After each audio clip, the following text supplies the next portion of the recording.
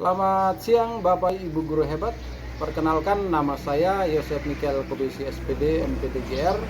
Saya adalah calon guru penggerak angkatan 10. Berikut ini saya akan melakukan wawancara bersama 3 kepala sekolah untuk menyelesaikan tugas guru penggerak. Nah, nilai-nilai yang saya terapkan di sini adalah bagaimana saya menggali pengalaman dari 3 kepala sekolah, terutama dalam menangani kasus-kasus seperti dilema etika dan bujukan moral. Selamat menyaksikan. Selamat pagi Bapak. Ya, selamat pagi. Ya, saya izin waktu beberapa menit ke depan Bapak. Ya. Saya mau wawancara Bapak terkait dengan pengambilan pengalaman Bapak dalam mengambil keputusan berbasis nilai. Nah, di sini saya sebagai calon guru penggerak angkatan 10, salah satu tugas yang kami ingin lakukan yaitu adalah mewawancarai Bapak terkait dengan pengalaman dalam mengambil keputusan berbasis nilai. Nah, di sini ada 2 hal yang ingin kami tanyakan. Yang pertama itu terkait dengan dilema etika dan bujukan moral. Nah, di sini Bapak kami ingin tahu bagaimana cara Bapak mengidentifikasi kasus dilema etika dan bujukan moral selama Bapak menjabat sebagai kepala sekolah. Baik, terima kasih Bapak Yos. Ya. Tentang etika dan moral. Ya. Setiap ada persoalan yang ada di sekolah, tentunya tidak serta-merta setiap persoalan itu ada di kepala sekolah.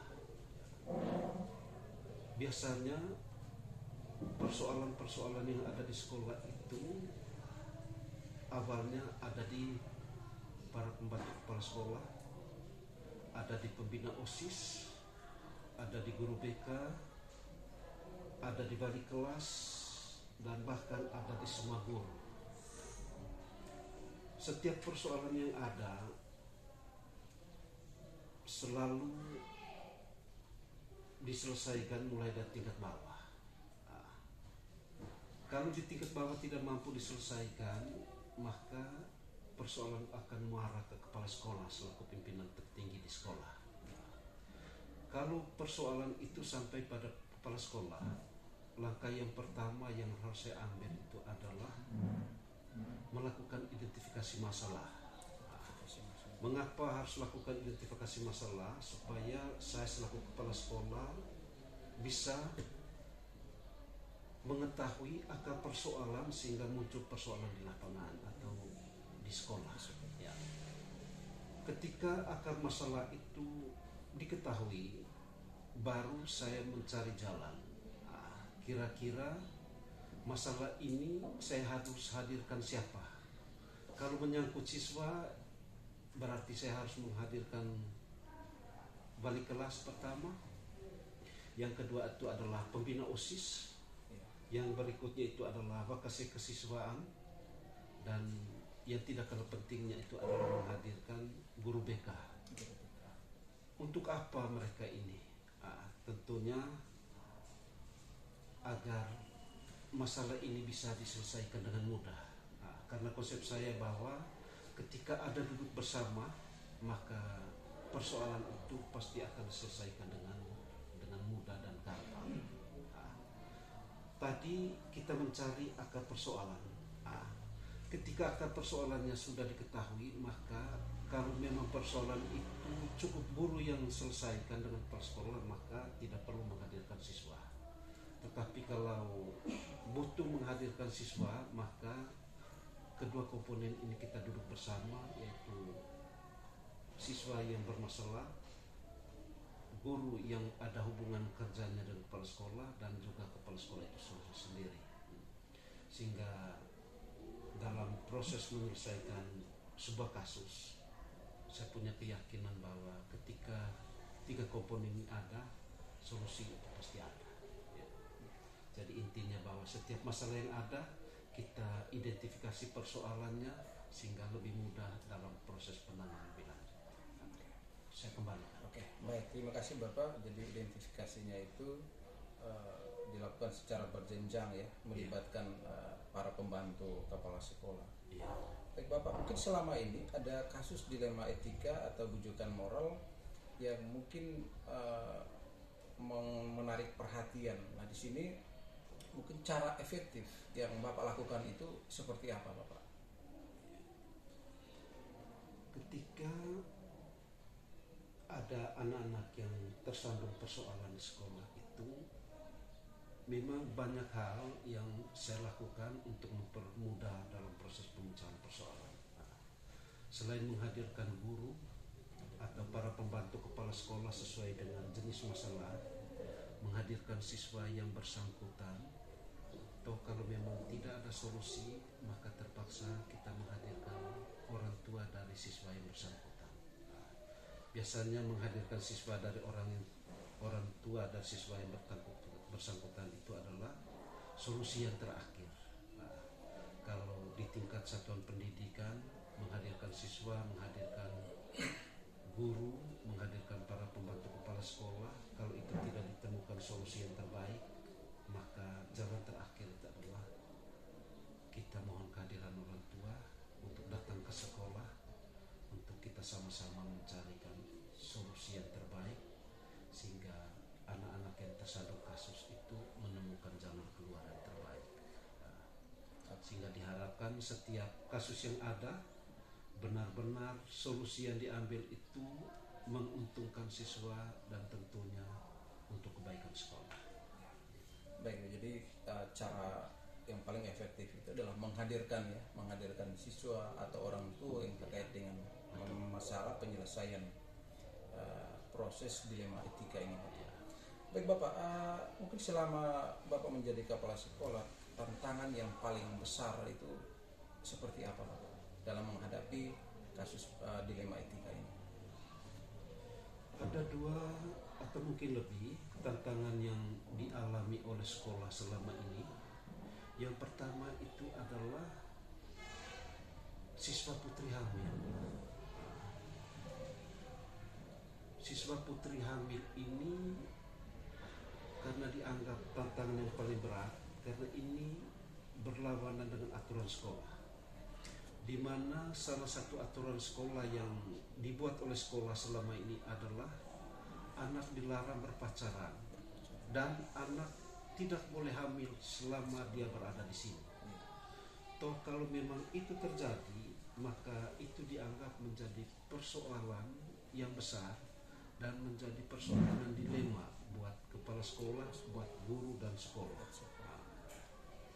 Biasanya selama ini kalau ada anak yang hamil di luar nikah dan dia masih berada di sekolah, yang pertama itu adalah rapat bersama dengan para pembantu kepala sekolah dan juga bersama dengan para guru senior yang dianggap relevan oleh kepala sekolah. Ketika duduk bersama menggali persoalan itu, kenapa anak itu sampai dengan dia hamil, dibuat oleh sekolah terhadap anak-anak yang non disiplin ini. Yang pertama itu adalah melakukan kunjungan rumah. Melakukan kunjungan rumah itu dibuat oleh wali kelas dan juga bersama dengan guru BK. Kalau itu juga tidak diindahkan, maka sekolah akan melakukan surat pemanggilan terhadap orang tua. Ada surat panggilan pertama. Surat panggilan pertama itu kalau orang tua tidak datang, maka dilakukan surat pemanggilan kedua. Kalau surat pemanggilan kedua juga tidak direspon baik oleh orang tua, maka dilakukan surat pemanggilan ketiga. Kalau surat pemanggilan yang ketiga ini juga tetap tidak direspon, maka pihak sekolah terpaksa harus mengembalikan anak itu ke orang tua karena langkah komunikasi itu tertutup. Coba anak yang bermasalah ini sudah sekian hari dia tidak sekolah dan kembali datang pada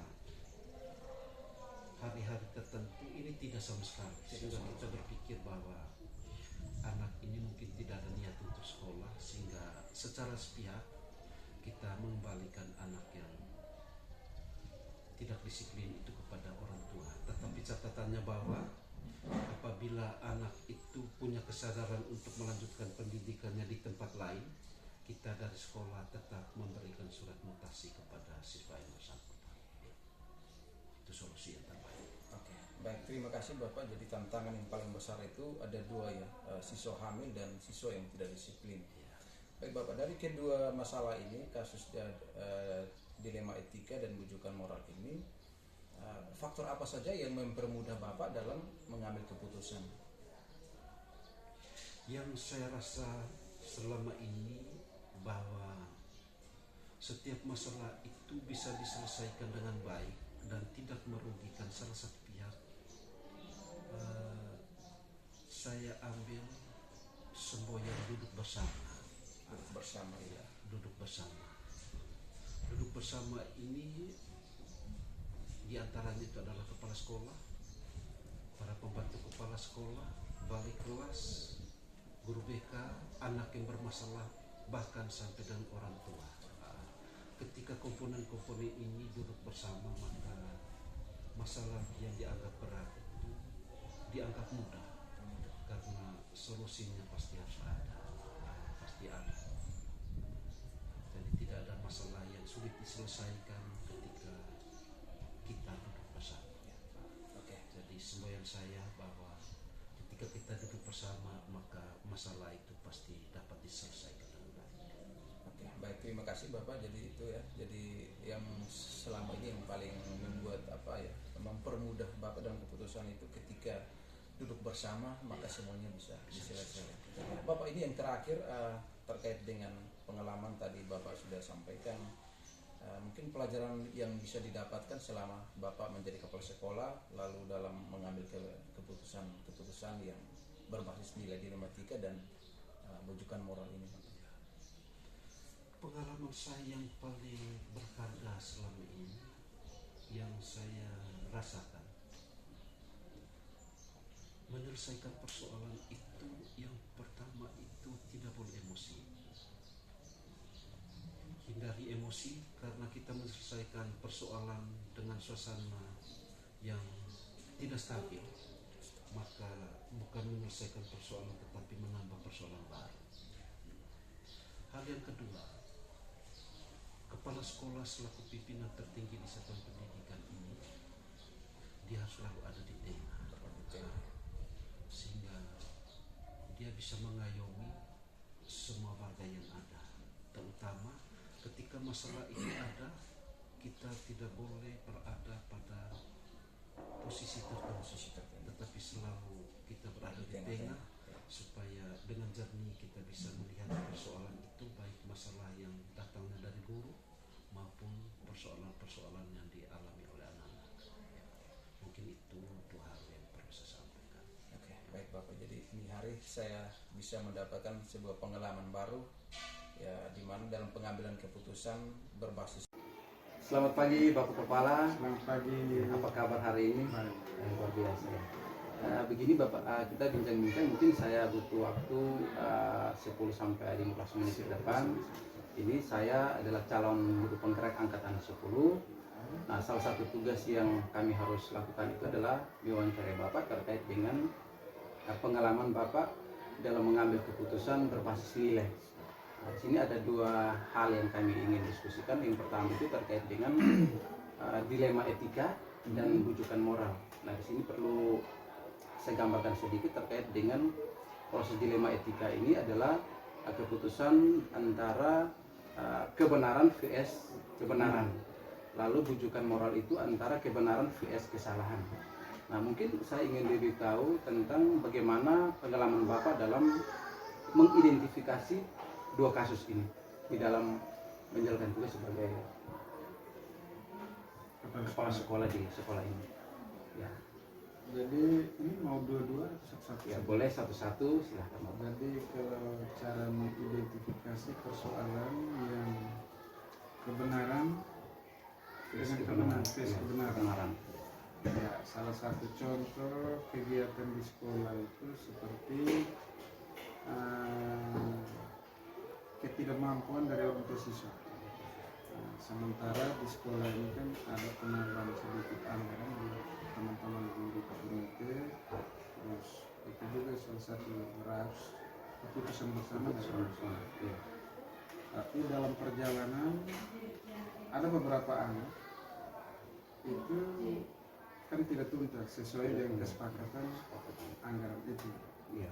Tapi setelah itu kita akan cek anak itu ternyata setelah diidentifikasi ada siswa itu yang mengalami kendala dari sisi keuangan itu tinggalnya dengan nenek, orang tuanya ada yang cerai, ada yang ke Kalimantan dan lain sebagainya. Sementara ini kan kita sebagai pendidik ini kan kita tetap menjalankan tugas untuk semua anak itu wajib dalam mengikuti pendidikan itu aturannya. Maka dan itu salah satunya itu yang pertama kita tidak secara memberikan langsung kepada seluruh orang tua bahwa ini anaknya itu dibebaskan, tidak bebas. Dia sistem nanti yang punya kemampuan itu nanti menutupi yang itu, tapi itu secara kedap, yang bisa dipahami itu hanya komite dan pengurusnya, sehingga anak-anak itu artinya dari sisi mental yang sampai kan ada pengambil namanya tidak keluar, sering dipanggil karena belum lunas macam-macam. Nah itu juga salah satu caranya kita untuk semua itu sama menjadi tidak tergantung dari keputusan. Jadi kolaborasi kerjasama itu. Saling melengkapi. Baik Bapak, di dalam mengambil identifikasi tadi, bagaimana langkah selanjutnya untuk menghadapi siswa yang tunggal SPP itu? Langkahnya seperti apa?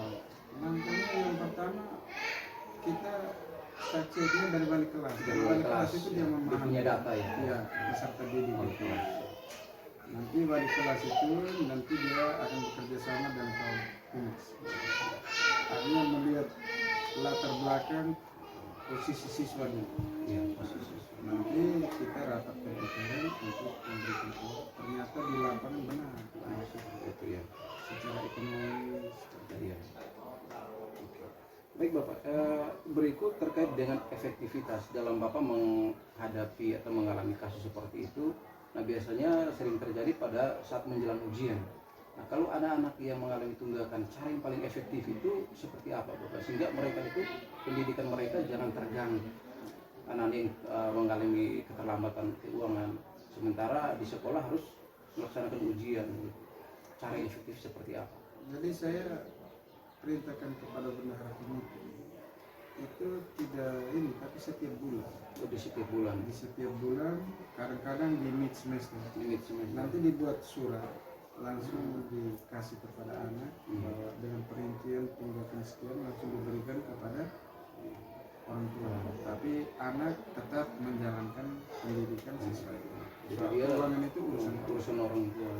Itu di tahapannya itu tadi setiap bulan ya, tidak menunggu sampai di akhir semester. Dan saya tidak anak itu dalam ada halangan seperti itu terus anak tidak ikut ini tetap jalan. Nanti soal keuangan itu kan urusan pendekatan. Baik Bapak, tantangan selama ini yang paling berat itu apa menghadapi kasus seperti itu? Memang pertama itu pendidikan ini kan kalau kita mau ini dari soal daya dukung finansial keuangan. Karena segala sesuatu kita mau seperti sekolah-sekolah berprestasi tapi tanpa ada itu ya. Jadi kita mengikuti saja. Tapi sebagiannya kita ambil dari kegiatan-kegiatan tanpa sekolah. Jadi kita mengikuti tantangan itu memang tergantung dari kesadaran orang tua. Tapi tantangan yang paling berat itu kalau yang seperti tadi itu tentang kemampuan orang tua yang pas-pasan atau orang tua yang anaknya ini tinggal dengan dia punya atau baik, orang tuanya ada cerai, ada yang di merantau, tapi kita tidak tahu situasi di merantau ini pendapatan dia seperti apa, biaya hidup, akhirnya tidak pernah mengirim. Kita harus mengatasi supaya semua anak wajib mengikuti. Berikut, mungkin dalam mengatasi itu ada faktor apa yang mempermudah Bapak dalam mengatasi masalah itu mungkin dengan siapa atau hubungannya seperti apa? Oh iya. Faktor yang mempermudah dalam Faktor mengatasi masalah. mempermudah itu pertama saya kerjasama dengan komite. Kerjasama komite. Dengan komite. Kebetulan kita di sini pengurus komitenya dari setiap wilayah radius zonasi penerimaan siswa baru ini kan ada pengurus-pengurus. Ada pengurus ya. Seperti di Nokia, masuk ada satu, Wemang satu. Jadi karena ini kan sebenarnya urusannya komite terus. Iya. Itu yang mempermudah ya, dalam Jadi pendekatan. tidak selamanya kita tapi komite yang Komitenya. Bapak yang terakhir, selama Bapak menjadi kepala sekolah dalam sharing tadi bagaimana Bapak menangani kasus dilema etika dan rujukan moral, mungkin pelajaran apa yang mungkin bisa disampaikan dalam hal ini? Nah, jadi baik, contoh kayak macam rujukan moral yang kita menangani kebenaran PSK sama. Jadi di sini kita ada peraturan akademik yang setiap tahun pelajaran kita selalu sosialisasi terhadap orang tua. Terus pihak ketiga yang kita libatkan adalah polsek dan ramil desa. Nah, jadi kita undang untuk sosialisasi peraturan akademik. Terus nanti waktu siswa baru juga peraturan akademik akan diperkenalkan lewat pengembangan lingkungan. Terus diulang lagi dalam kegiatan-kegiatan ekstrakurikuler kelas 8-9. Nah, itu tentang peraturan akademik. Terus dalam pelaksanaan macam siswa pelanggaran tentu saya itu biasanya terakhir karena di dalam peraturan akademik itu kan sudah jelas nilai bobot peraturan sedang ringan berat sudah ada. Tapi pembinaannya berawal startnya dari wali kelas. Wali kelas nanti pembinaan seperti apa saya sekedar laporan, tapi nanti dulu kalau masih tetap akan dinaiki di tangan LBK. BK nanti berkolaborasi dengan siswa. Tapi kalau sudah sampai di kepala sekolah itu artinya 50-50. Nah, tapi semuanya itu nanti ada pelaporan, ada informasi. Yang terakhir Bapak, mungkin selama Bapak menjadi pemimpin, apa pesan kepada kami sebagai calon guru penggerak? Kebetulan Bapak sudah mendahului menjabat, kira-kira kiat-kiat apa supaya kalau bisa menjadi kepala sekolah itu yang idealnya seperti apa? Nah, jadi begini, saya melihat guru penggerak itu cukup luar biasa. Semangat, spirit, inovasi kreatif dalam proses pembelajaran, bagaimana penyajian materi pembelajaran kembali berpusat pada peserta didik luar biasa. Saya cukup banyak mendorong agar teman-teman ini betul-betul mengekspresikan itu, menggerakkan dulu sekolah dulu. Menggerakkan sekolah sehingga sekolah itu betul-betul berprestasi. Terus kalau soal proses pembelajaran saya akui guru penggerak itu luar biasa. Nanti kalau sudah itu terus belajar juga manajerial dan kegiatan-kegiatan seperti itu perlu dipenuhi. Tapi kalau soal untuk kegiatan-kegiatan pembelajaran guru penggerak sih. Itu yang bisa saya sarankan. Luar biasa Bapak, terima kasih atas sharing pengalamannya. Semoga apa yang kita diskusikan hari ini bisa bermanfaat bagi kami dan pengembangan sekolah ke depan. Terima kasih. Semangat saya luar biasa. Terima kasih. Selamat pagi Ibu. Selamat pagi. Apa kabar hari ini Bu? Baik. Baik, terima kasih Bu ya. Jadi saya izin beberapa menit bertemu dengan Ibu untuk membicarakan tugas-tugas kami. Kebetulan saya ini adalah guru penggerak, calon guru penggerak angkatan 10.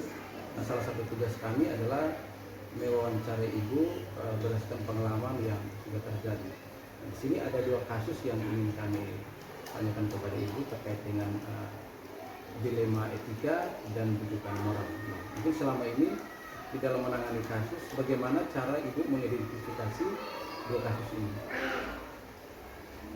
Cara saya mengidentifikasi kasus dilema etika dan rujukan moral, yang pertama saya harus mencari akar permasalahan. Setelah itu mengidentifikasi masalah dan mencari sumber informasi. Baik, jadi yang pertama itu mengidentifikasi akar masalahnya ya, lalu kemudian mencari permasalahannya. Lalu bagaimana langkah-langkah Ibu dalam menangani kasus nilai seperti ini? Langkah-langkah yang saya lakukan selama ini, saya memanggil wali kelas, guru piket, dan siswa yang bersangkutan untuk menggali lebih jauh kasus yang saya peroleh. Jadi menggali langkah-langkah itu adalah memanggil wali kelas, siswa, terutama yang berkaitan langsung dengan kasus yang sedang dihadapi. Nah, yang berikut lagi itu cara yang paling efektif untuk menangani kasus itu seperti apa? Cara yang paling efektif seperti setelah saya panggil semua, saya undang untuk duduk bersama dan mencari solusinya. Cara efektif duduk bersama ya, di dalam duduk bersama pasti memudahkan ibu dalam mengambil keputusan. Baik, yang berikut itu mungkin selama ibu menangani kasus, tantangan yang paling besar itu seperti apa? Tantangan yang paling besar yang dialami selama ini dalam mengatasi kasus dilema etika dan rujukan moral yaitu miskomunikasi orang tua dengan pihak sekolah dalam menangani kasus yang dialami anak di sekolah. Biasanya ada kasus kita sudah undang orang tua tetapi orang tua tidak datang. Itu tantangan yang paling besar itu ya. Jadi memang kalau kita sudah undang dan orang tua tidak datang, nah ini kita juga dilema Bu ya untuk mendapatkan satu solusi untuk menyelesaikan masalah ini. Baik Ibu, mungkin di dalam Ibu menangani mungkin ada faktor yang mempermudah, yang membuat Ibu lebih mudah untuk menyelesaikan kasus dilema etika dan rujukan moral ini. Ya, hal yang mempermudah dalam mengambil keputusan kasus dilema itu adanya kerjasama antara pihak-pihak bermasalah dengan pihak sekolah. Ada kerjasama. Dan yang terakhir Ibu dari saya, mungkin selama Ibu menjabat sebagai kepala sekolah dalam menangani kasus dilema etika dan rujukan moral ini, ada hal yang dipetik dari pengalaman ini seperti apa? Hal yang dipetik dari pengalaman ini seperti tidak mudah emosi, tidak gegabah, dan sebagai kepala sekolah saya tidak boleh memihak, namun saya harus berada di tengah. Jadi untuk nilai tidak emosi, tidak gegabah, dan harus berada di tengah-tengah, tidak memihak kepada salah satu ya. Baik Ibu, luar biasa. Semoga dengan nilai yang tadi Ibu sudah sampaikan, saya juga masih belajar.